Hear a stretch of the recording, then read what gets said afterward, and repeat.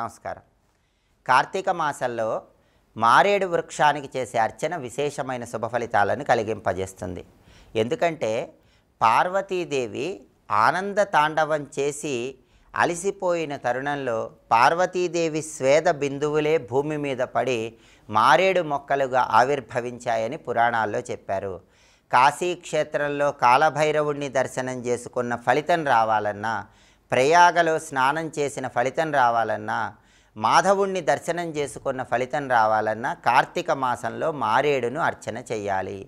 మారేడు చెట్టు దగ్గర వెలిగించే దీపం కానీ ప్రదక్షిణలు కానీ కార్తీక మాసంలో విశేషమైన శుభ ఫలితాలను కలిగింపజేస్తాయి. కాబట్టి జన్మాంతర పాపాలన్నీ తొలగింపజేసుకోవటానికి, ఆర్థికంగా కలిసి రావటానికి కార్తీక మాసంలో మారేడు దగ్గర తప్పకుండా ప్రత్యేకమైన విధి విధానాలు పాటించాలి.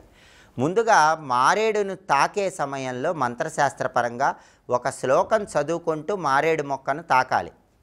ఆ శ్లోకం చదివి మారేడు మొక్కను తాకితే, మారేడు దళాన్ని తాకితే లేదా మారేడు చెట్టును తాకితే పాపాలు తొలగిపోవటంతో పాటుగా దారిద్ర్య బాధల నుంచి కూడా బయటపడవచ్చు. ఆ శక్తివంతమైన శ్లోకం ఏంటో ఇప్పుడు మనం చూద్దాం. శ్రీనివాస నమస్తేస్తు శ్రీవృక్ష శివవల్లభే మామభిలషితం కృత్వా సర్వ విఘ్న హరోభవ. ఇది శ్లోకం. సాక్షాత్తు ఈశ్వరుడికి ప్రీతిపాత్రమైనది, లక్ష్మీ స్వరూపమైనటువంటి మారేడుకు నమస్కారం చేసుకుంటున్నాను. మామభిలషితం కృత్వా సర్వ విఘ్న హరోభవ అంటే నాకున్నటువంటి అభీష్టాలన్నీ కూడా నెరవేర్చు, సర్వ విఘ్నాలను తొలగింపజేయి అని ప్రార్థించడమే ఈ శ్లోకంలో ఉన్న అర్థం.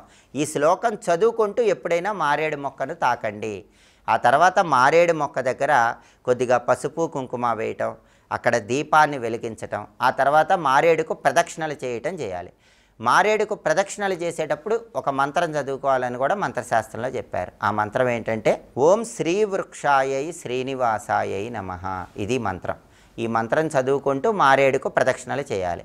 ఆ తర్వాత హారతి ఇవ్వాలి, ఏదైనా నైవేద్యం సమర్పించాలి. మారేడు మొక్క దగ్గర దానం ఇస్తే కూడా చాలా మంచిది. కార్తీక మాసంలో మారేడు దగ్గర పండ్లు దానం ఇచ్చినా, వస్త్రాలు దానం ఇచ్చినా విశేషమైనటువంటి శుభ ఫలితాలు కలుగుతాయి. ఇలా కార్తీక మాసంలో మారేడును పూజించండి, సమస్త శుభాలను సిద్ధింపజేసుకోండి. మారేడు మొక్కను తాకేటప్పుడు ఏ శ్లోకం చదువుకోవాలో ఇంకొకసారి చూద్దామా మరి. శ్రీనివాస నమస్తేస్తు శ్రీవృక్ష శివవల్లభే మామభిలషితం కృత్వా సర్వ విఘ్న హరోభవ. ఇది శ్లోకం. మారేడుకు ప్రదక్షిణలు చేసేటప్పుడు ఏ మంత్రం చదువుకోవాలో ఇంకొకసారి చూద్దామా మరి. ఓం శ్రీ వృక్షాయై శ్రీనివాసాయై నమః మంత్రజపం చేయండి, సమస్త శుభాలను సిద్ధింపజేసుకోండి. స్వస్తి.